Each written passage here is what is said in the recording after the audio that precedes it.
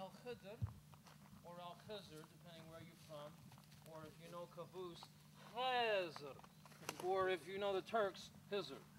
Any way you slice it from the beginnings, it means, like our frog friend tried to tell us on the way over, it means the green, or the green one, or the green man.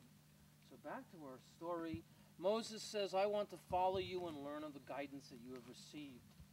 And Khizr says, you won't be able to do it, you know. And Moses says, well, please, I promise, inshallah, I will follow your wisdom and guidance, and I will do whatever you say. Incidentally, then when the prophet's companions asked him why was he called the green one, the answer was that because whenever he would sit on barren ground, that when he would rise up again, that ground would be verdant and green. This is all canonical hadith stuff. You know, Wahhabis can't dance around this stuff. Yeah, it's cool. And so now Moses, Imam Bukhari. So Moses now goes on the journey because he's agreed to the following rule. Some of you recognize this rule. You can't speak out until I tell you that you may ask me any questions about what I do, because you're not going to be able to bear with it. So they go on this journey, like we started out going on. They meet people who ferry a boat. Poor people ferry a boat. Assalamu alaikum, alaikum assalam. They get in the boat. They're going in the boat. And Moses hears a sound and he looks over, and Khizr is gouging holes in the hull of the boat. You ever get that feeling that's happening to you? That's one of the mystical directions. But anyway, you take it personally, right? Take it inside. You're the boat, right?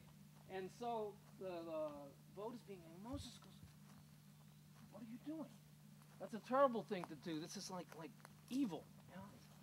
Because it says, I warned you that you wouldn't be able to bear with what I would do and bear with patience, sabr, yeah? And so Moses says, please, you know, don't aggravate the struggle, the frustration of my failing already. You know, if I, you know, please forgive me this mistake. They go along further, and they come upon a young boy, and Khizr greets the young boy, and then some accounts say he twists his neck off, basically that he killed the boy. And Moses is totally outraged. You know, like, how could you do this? You know? And so Khizr says, I warned you to not speak out, and you agreed to not speak out. And I warned you would not have the patience to bear with what I would do. Yeah? And so now Moses says something, real turning point. Prophet Muhammad says, oh, we wish Moses hadn't said this so we could learn more of the story of Khizr. Moses said, if I do it again, you've got my excuse. I'll understand if you decide to depart from me. So they go on the journey further. They come to a village.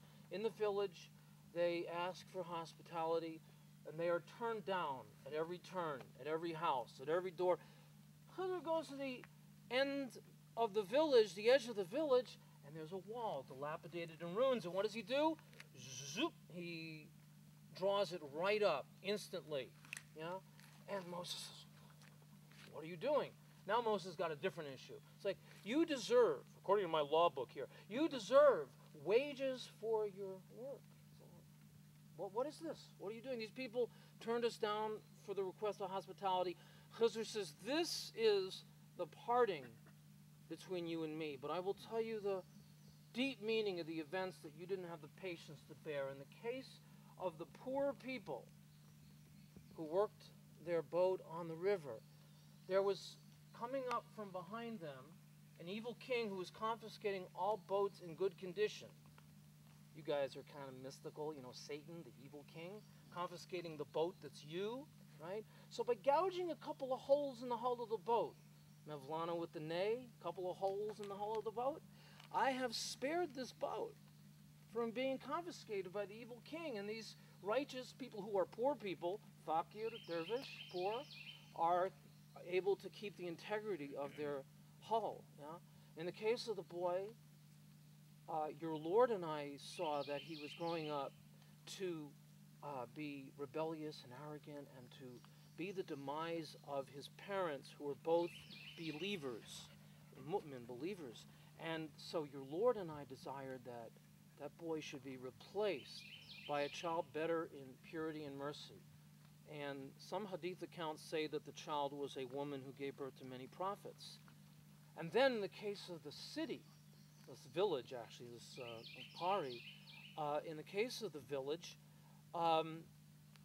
there was a righteous, a saintly man, like a salih, a saint, and he had left buried a treasure for his two sons, and he left it buried under a wall so it would be preserved until the time that they should be strong enough and old enough, mature enough to retrieve that treasure, you know, that they would have that that maturity, you know, come into their spiritual maturity and retrieve that treasure, you know, extract that treasure, you know, like what Junaid said about the shahada, that is to extract the eternal from the temporal, la ilaha illallah, to extract the eternal from the temporal. And so, in that sense, to be able to do that. And so, the story of Khidr, you know, there's many levels, but I thank you for letting me share with you his Cherags. In the one last piece, in a lot of the Sufi tradition, one of the main themes of knowing this story is understanding the master-disciple relationship, its subtleties, its mysteries, okay, and its nuances are in this story, because sometimes it's trust and intuition, and that's why, in part, he needs to be green, because he's intuitive, he's organic. He is in that kind of biological, organic nature. Thank you very much. Can you talk about its use in Christianity and the Norse legends and stuff? Just a few things that, you know, there may be, if someone here wants to add on that dimension of Khidr.